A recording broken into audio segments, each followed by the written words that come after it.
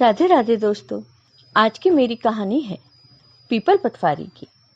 प्राचीन समय की बात है। किसी गांव में एक बूढ़ी माँ रहती थी। उनके 4 बेटे थे। बूढ़ी माँ ने 4 ही भैंसें पाल रखी थीं। कार्तिक का महीना आने पर बूढ़ी माँ ने अपनी चारों बहुओं को बुलाया और कहा कि मैं तो कार्तिक स्नान करने जा रही हूँ। तुम चारों एक एक भैंस रख लो। मैं 1 महीने में वापस आऊंगी।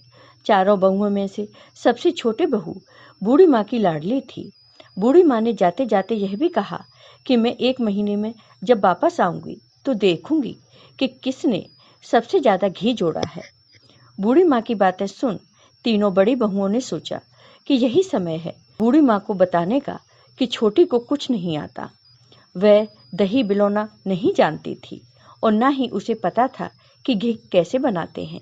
उसकी जेठानियों ने जानबूझकर उसे कुछ नहीं बताया ताकि वापस आने पर उनकी सास उन्हें डांट फटकार सके। तीनों जेठानियां घी बनाने में जुट गईं, लेकिन छोटी बहू को कुछ नहीं आता था तो वह सारे दूध दही को पीपल की पटवारी में गिरा देती। मन से यह भूली थी। महीना पूरा होने पर तीनों जेठानियों ने एक एक डिब्बा घी भरकर रख लिया। छोटी बहू ने जरा सा भी घी नहीं निकाला था। वह तो सारा दूध दही पीपल की पटवारी पर गिरा आती थी। सास के आने की खबर वह पटवारी माता से कहती है कि मैं क्या करूं, मैंने तो सारा दूध दही यहाँ गिरा दिया है। अब मेरी सासू माँ आकर घी के बारे में पूछेंगी तो मैं क्या जवाब दूंगी। पटवारी माता कहती हैं, तुम ये 4 कंकड़ ले जाओ और 4 अलग अलग डिब्बों में रख देना। इससे चारों डिब्बे घी से भर जाएंगे। उसने ऐसा ही किया और उसके पास 4 डिब्बे घी हो गया। अब सासू माँ घर आईं और आते ही उसने चारों बहुओं को कहा कि लाओ अपना अपना घी दिखाओ कि किसने कितना घी जोड़ा है। तीनों जेठानियां अपना घी का डिब्बा ले आईं और मन ही मन खुश होने लगी। अब छोटी बहू को सास से डांट पड़ेगी। छोटी बहू आई तो साथ में 4 डिब्बे घी भी लाई। वह सब ये देखकर हैरान हुई कि इसे तो दही बिलोना भी नहीं आता था, तो यह घी कहाँ से ले आई।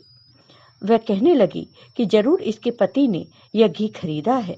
इस पर छोटी बहू ने कहा, मुझे तो कुछ नहीं आता था और ना ही मुझे किसी ने बताया कि किस तरह से दही बिलोकर घी बनाया जाता है।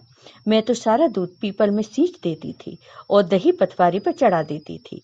यह तो पटवारी माता की कृपा का प्रभाव है। छोटी बहू की सारी बातें सुनकर सारी बहुओं ने कहा कि अगर पटवारी माता को सींचने से इतना अधिक पुण्य मिलता है तब हम भी अगले साल कार्तिक मास आने पर उन्हें सींचेंगे और कार्तिक नहाएंगे।